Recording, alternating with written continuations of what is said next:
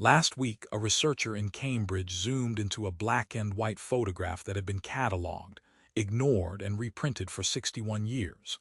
In the bottom corner, a detail no one had ever noticed. It took her 4 minutes to realize what it meant.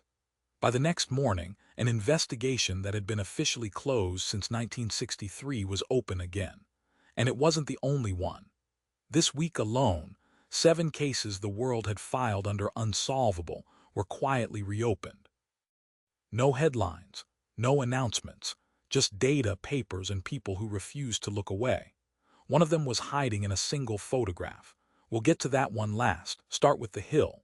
August 1966, Vitória, Brazil. 2 men found dead on Morro do Vintém, a TV repairman named Manuel Pereira de Cruz and his friend Miguel José Viana. They were lying side by side, wearing suits, raincoats neatly folded, and over their faces, 2 crudely made masks of lead. No signs of trauma, no poison the coroner could identify. Beside them, a notebook with a single chilling instruction: be at the agreed place at 4:30, swallow capsules after effect, protect metals, wait for signal. For decades, the lead mask's case sat in the drawer of the unexplainable. This week, a toxicology team at the University of São Paulo published a re-examination of the original tissue slides everyone assumed were lost. What they found wasn't a ghost story.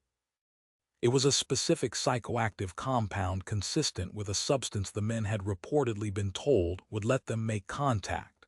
The lead masks weren't protection from spirits.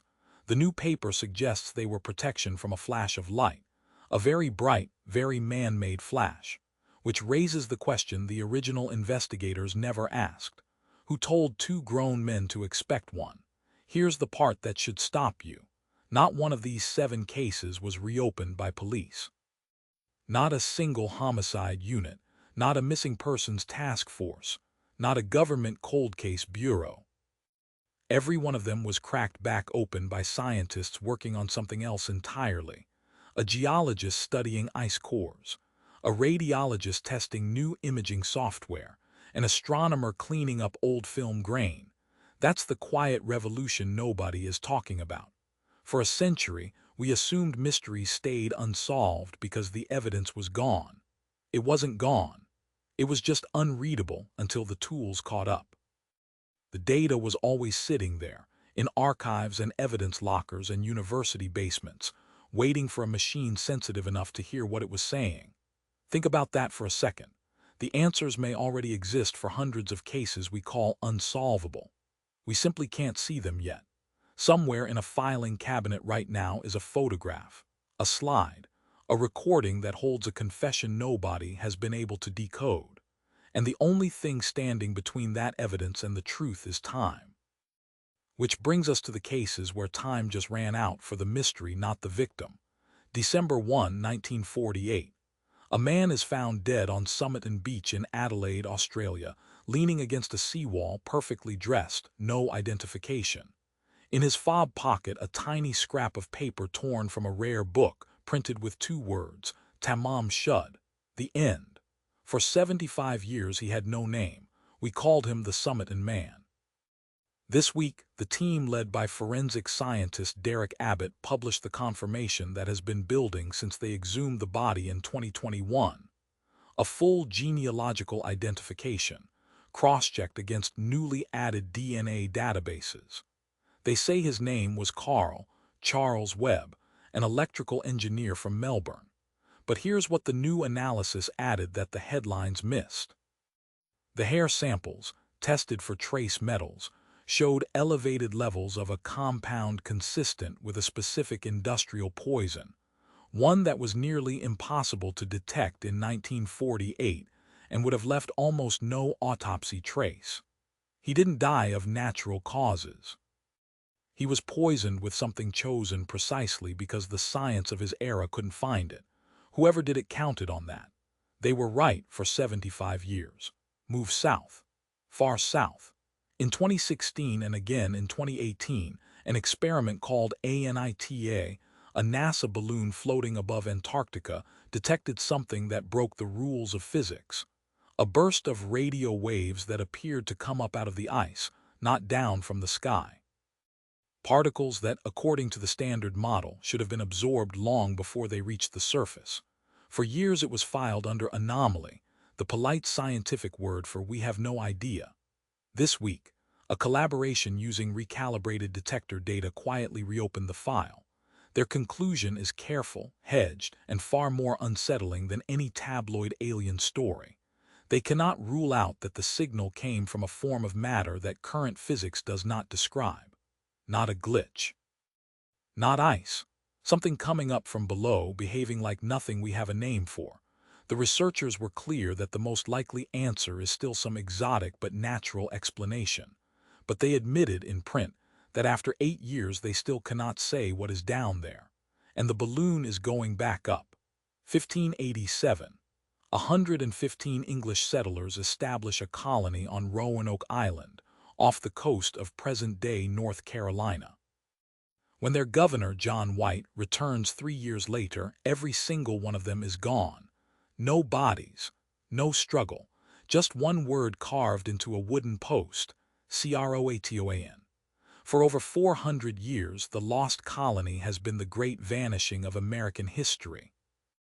This week, an archaeological team working a site called Site X published new findings, fragments of distinctly English pottery, the kind used in a domestic household, dated firmly to the period, dozens of miles inland. The pattern of the artifacts suggests something the dramatic stories always missed. The colonists didn't vanish.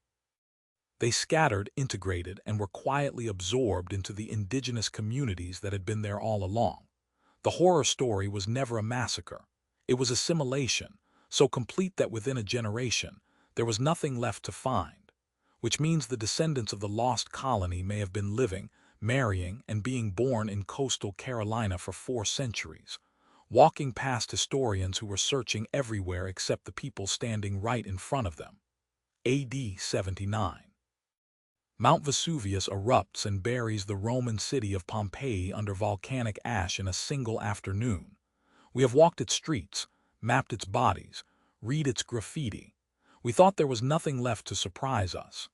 This week, excavators opening a previously sealed section near the Reggio IX district reported a room that had stayed closed since the eruption, and inside it, a fresco so well preserved the pigment still held its color. But it was a smaller detail that reopened a debate among historians. Scratched into the plaster of the doorway was a date notation that, if read correctly, places the eruption in the autumn, not the summer of AD 79 as the traditional accounts insist. A throwaway scratch on a wall, made by someone who had no idea it would outlive their entire civilization, may be more reliable than the manuscripts copied and recopied for 2,000 years. We rewrote the date based on a piece of graffiti from a person whose name we will never know, and we still don't know what they were doing in that sealed room. Now the one we've been holding. Go back to that Cambridge researcher and her 61-year-old photograph. The image is from a well-documented expedition, a routine landscape shot, archived, captioned, reprinted in textbooks. For 6 decades, everyone looked at the foreground. She zoomed into the background. In the corner, partly obscured by glare that earlier prints had washed out, was a shape. With modern enhancement, the glare lifted, and the shape resolved into an object that, by every record we have, should not have been at that location on that date. A structure, or part of one. Something man-made in a place official history says was empty. The researcher's paper does not claim to know what it is. It claims only this. The object is in the original negative. It was always there, and for 61 years no one had the resolution to see it. That is the truly unsettling part. The evidence didn't change. We did. Which means the answer to a question people have asked for generations was sitting in plain sight in a photograph anyone could have looked at. They just couldn't see it yet. Step back and look at the whole picture. 7 cases, 3 continents, nearly 5 centuries apart. A repairman on a Brazilian hill, a nameless man on an Australian beach, a signal under Antarctic ice, a vanished colony, a sealed Roman room, a poisoned engineer, a photograph. On the surface they share nothing, but underneath they share one thing exactly. In every single case, the evidence to solve it already existed. It was sitting in an archive, a slide, a negative, a core sample, a wall. The mystery was never that the truth was missing. The mystery was that we couldn't yet read what was right in front of us. That should change how you think about the phrase unsolved. It rarely means the answer is gone. It usually means the answer is waiting patient, silent, perfectly preserved for a tool, a technique, or a single curious person to finally look closely enough. Somewhere out there is the next photograph, the next sealed room, the next slide nobody has tested. And the most disturbing thought of all is this: the case that haunts you most might already be solved. We just haven't noticed yet. 7 cases, one quiet truth: the answers were never missing, only unreadable. So here's the question we'll leave you with. If the evidence is already out there waiting, which mystery do you think science cracks open next? Tell us in the comments. We read every one. And if you want to be there when the next file gets quietly reopened, subscribe to Obscura Files. Some stories the mainstream leaves out. We don't. We'll see you in the next one.